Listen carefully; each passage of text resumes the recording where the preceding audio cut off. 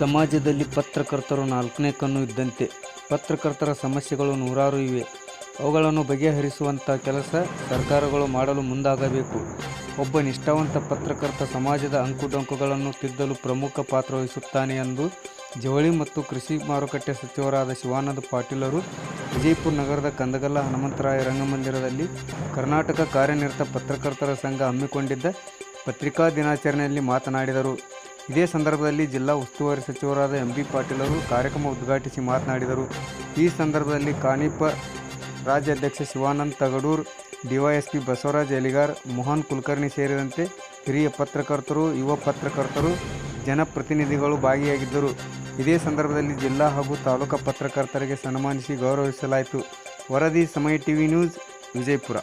Pass ಇಟ್ಕೊಂಡು medical allowances ಕೊಟ್ಟಿದ್ದಾರೆ ಮತ್ತು ನಿಮಗೆ ಅನೇಕ ಹಿಂದಿನ ರಾಜಕೀಯರು ಕೆಲವೊಂದು ಸರ್ತಿ ಬೆಂಗಳೂರಿನಲ್ಲಿ ಸೈಟ್ ಕೂಡ ಕೊಟ್ಟಿದ್ದಾರೆ. ಎಲ್ಲರೂ ಬಿಜಾಪುರ, ಬಾಗಲಕೋಟೆ ಇಂಥಲ್ಲಿ ಹೊಂದಿದ್ರೆ ಅಲ್ಲಿ ಕೂಡ ನಾನು ಎಂ.ಬಿ. ಪಾಟೀಲ್ ಕೊಡಿಸ್ತಕ್ಕಂಥ ಪ್ರಾಮಾಣಿಕ ಪ್ರಯತ್ನ ಮಾಡ್ತೀನಿ ಅಂತಕ್ಕಂಥ ಮಾತನ್ನು ಈ ಸಂದರ್ಭದಲ್ಲಿ ಹೇಳ್ತಾ ಭಾಳ ಹೆಚ್ಚಿಗೇನು ನಾನು ಹೇಳಲಿಕ್ಕೆ ಹೋಗೋದಿಲ್ಲ.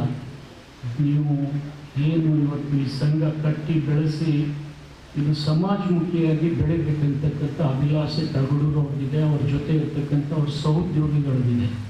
ಯಾಕೆಂದರೆ ಸಮಾಜದಲ್ಲಿ ನಾಲ್ಕನೇ ಕಣ್ಣು ಹೇಗೆ ಶಿವನ ಮೂರನೇ ಕಣ್ಣಿತ್ತು, ಸಮಾಜದ ನಾಲ್ಕನೇ ಕಣ್ತಾವೆ. ಇವತ್ತು ನೀವು ಕಣ್ಣು ತೆರೀದೇ ಇದ್ದರೆ ಸಮಾಜದಲ್ಲಿ ಪ್ರತಿಭೆ ಕೂಡ ಹುಡುಕೋದಾಗೋದಿಲ್ಲ, ಇದ್ದಂಥ ಪ್ರತಿಭೆ ಗುರುತಿಸೋದು ಆಗೋದಿಲ್ಲ. ಎರಡೂ ಕೆಲಸ ನೀವು ಮಾಡ್ತೀರಿ ಅಂತೇಳಿ ಈ ಸಂದರ್ಭದಲ್ಲಿ ನಾನು ಹಾರೈಸಿ ಹೆಚ್ಚಿಗೆ ಏನು ಹೇಳಿದೆ. ತಗಡೂರು ಅವ್ರು ಏನು ಸಲಹೆ ಕೊಟ್ಟಿದ್ದಾರೆ, ಜಿಲ್ಲೆ ಹಿತ ದೃಷ್ಟಿಯಿಂದ ಈಗಾಗಲೇ ಎಂ.ಬಿ. ಪಾಟೀಲ್ ಕೊಟ್ಟ ಮೇಲೆ ನಾನು ಕೊಡೋದಿದ್ರೆ ಬಿಡಂಗಿಲ್ಲ, ನೀವು ಅದನ್ನು ನಾನು ಮಾಡ್ತೀನಿ ಅಂತೇಳಿ ತಮ್ಮಲ್ಲಿ ಭರವಸೆ ಕೊಡ್ತಾ, ಜೊತೆಗೆ ನಿಮ್ಮೆಲ್ಲರ ಶಿವಾನುಭವ ಪತ್ರಿಕೆಯನ್ನು ಆ ಶಿವಾನುಭವ ಪತ್ರಿಕೆ ಸುಮಾರು 25 ವರ್ಷ ನಡೆಸಿ ಬೆಳ್ಳಿ ಹಬ್ಬವನ್ನು ಅತಿ ಅದ್ದೂರಿಯಾಗಿ ಒಂದು ದಿವಸ ಆಚರಣೆ ಮಾಡುವ ಜೊತೆಗೆ ತದನಂತರ ಅವರು ನವ ಕರ್ನಾಟಕ ಪತ್ರಿಕೆ ಅಂತಾರೆ. ನವ ಕರ್ನಾಟಕ ಪತ್ರಿಕೆ ಕರ್ನಾಟಕದ ಏಕೀಕರಣದಲ್ಲಿ ಬಹಳ ದೊಡ್ಡದಾದ ಮಹತ್ವದ ಪಾತ್ರ ವಹಿಸಿಕೊಂಡಿದ್ದಾರೆ. ಹೀಗಾಗಿ ಬಿಜಾಪುರ ಜಿಲ್ಲೆಗೆ ನಾನು ಹೇಳ್ತಾ ಇರುವಂಥದ್ದು, ಈ ಪತ್ರಿಕಾ ರಂಗದಲ್ಲಿ